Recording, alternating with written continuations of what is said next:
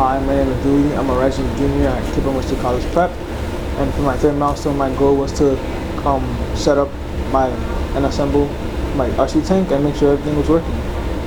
I have my tank at right, so it'll be moving right, as you can see now. So starting at first, I started to assemble my universal plate, which is little plate right here. I used some nuts and bolts and some screws.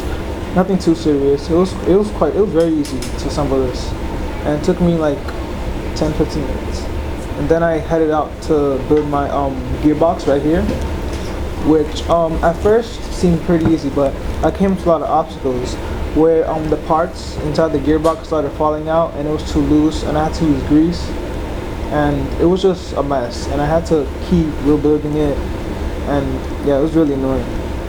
And then I proceeded to saw and file a piece so I could attach the gearbox onto the universal plate so that everything is connected and stable. And then I used some Velcro, which attached or stick my battery pack, my Arduino, and my motor shield onto each other so everything could be balanced and no side is heavier than the other, so everything was perfect.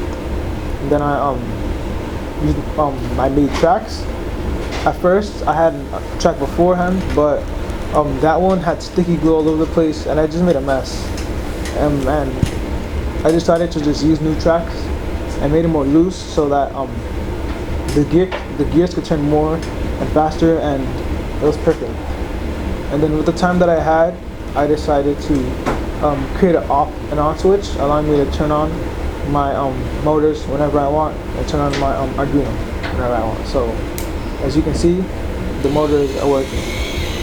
For my next, for my upcoming modification, my goal is to build my own controller with using Bluetooth, which is going to be pretty cool. And hopefully, if I have enough time, I'll be creating a motion sensor so that every time if it sees an obstacle in front of it, it will stop moving, and so I won't break this thing. So yeah, thank you for your time.